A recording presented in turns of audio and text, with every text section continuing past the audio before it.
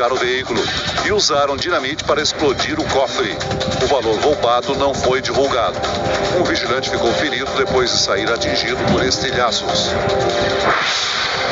O atacante João Diogo do Botafogo de Ribeirão Preto prestou depoimento à Polícia Civil do Rio de Janeiro. Ele é um dos 3 atletas do time do interior paulista investigados por estuprar e agredir uma modelo na semana passada. Na Bahia, a polícia investiga a morte de um homem durante um tiroteio entre grupos de criminosos rivais. 2 mulheres e 3 homens também foram baleados durante o confronto. Uma outra mulher atropelada foi levada para um hospital. Já se passaram 24 horas desde que os resultados das eleições foram confirmados. E o brasileiro ainda se pergunta, por que tantos erros nas pesquisas? O Jornal da Record foi ouvir especialistas para tentar entender o motivo do fiasco dos institutos de pesquisas eleitorais.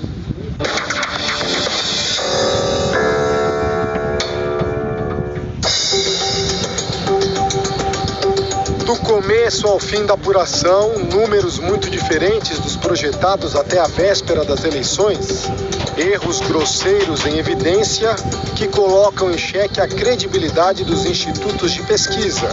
A pesquisa, para mim, manipulou para forçar o voto útil contra o Bolsonaro. Influencia a votar naquele candidato que está lá em cima. Acho que as pesquisas não condizem com os resultados. O resultado das urnas surpreendeu o eleitor, que durante semanas foi bombardeado com pesquisas que mostravam uma liderança folgada do candidato Luiz Inácio Lula da Silva em relação ao presidente Jair Bolsonaro, inclusive com uma possível vitória ainda no primeiro turno. 9 institutos divulgaram pesquisas de intenção de voto entre os dias 28 de setembro e 1º de outubro. Todos erraram acima da margem de erro. IPEC, Datafolha e IPESP são os institutos que apresentaram maior discrepância com a votação real. Previam 14 pontos percentuais a mais para o ex-presidente Lula.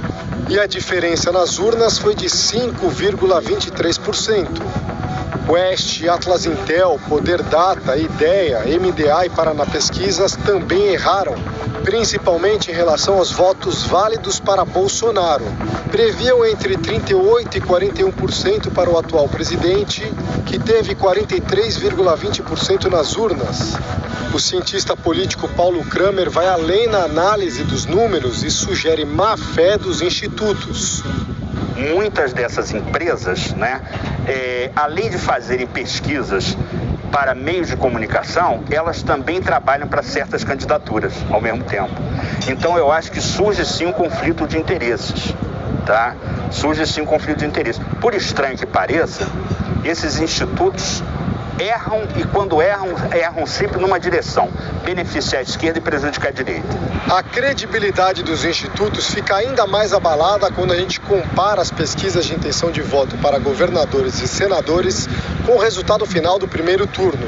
Em estados como São Paulo, Rio Grande do Sul, Paraná, Santa Catarina, Espírito Santo, Goiás, Bahia e no Distrito Federal, a metodologia das pesquisas se mostrou falha. As metodologias, elas são lentas em relação ao que hoje a gente encontra como principal veículo de comunicação e informação, dito inclusive nas próprias pesquisas, que são as redes sociais. Elas ainda são lentas, elas ainda são muito formais, né? De fato, elas não inseriram ainda com ênfase toda essa complexidade que as redes sociais geram. Na corrida para o governo de São Paulo, na véspera da eleição, o Datafolha mostrava Haddad com 39% das intenções de votos válidos e Tarcísio com 31%. Mas o candidato dos republicanos alcançou 11 pontos percentuais a mais, 42%, e ficou na frente de Haddad com 35%. O IPEC, por exemplo, previa que o candidato do PT teria 41% dos votos válidos. O Datafolha errou feio também na disputa ao Senado em São Paulo. As pesquisas mostraram Márcio França com 45% das intenções de voto contra 31% de Marcos Pontes. Nas urnas, o ex-ministro da Ciência e Tecnologia teve 49,68%, 18 pontos a mais. Já o candidato do PSB, que aparecia em primeiro, ficou em segundo com 36,27%. Além de metodologias falhas e ultrapassadas, este sociólogo aponta uma falta de olhar mais atento para os institutos. Para ele, todos deveriam passar por uma fiscalização mais rigorosa.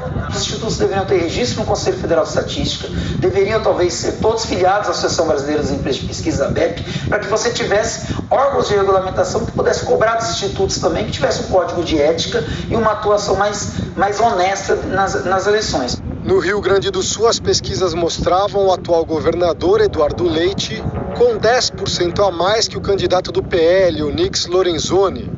A votação mostrou que o ex-ministro de Bolsonaro, na verdade, terminou o primeiro turno com 37,5% contra 26,8% de Leite. Na disputa ao Senado, o vice-presidente Hamilton Mourão, segundo o IPEC, ficaria em segundo, com 28% dos votos. Mas ele foi eleito com 44% dos votos válidos. Em Goiás, o candidato eleito ao Senado, Wilder Moraes, estava em quarto lugar nas pesquisas. No Paraná, o senador Álvaro Dias era líder das pesquisas de intenção de votos para o Senado e terminou em terceiro. A pesquisa passou a ser um jogador a partir de agora e não só um juiz que eventualmente olha para cada um dos lados e diz qual que é a distância entre os candidatos. Líder do governo na Câmara, o deputado Ricardo Barros afirmou hoje que pretende apresentar um projeto de lei para punir institutos de pesquisa que errarem resultados de eleição. A pena sugerida de multa e até prisão dos responsáveis. Então nós vamos pôr uma mão pesada nessas pessoas, que eles tenham uma condição de poder fazer pesquisas verídicas, né, que reflitam o momento da urna. Se eles perceberem que tem estabilidade, então não publica a pesquisa, não engana o eleitor. Tantos erros no primeiro turno das eleições deixam no ar uma suspeita perigosa.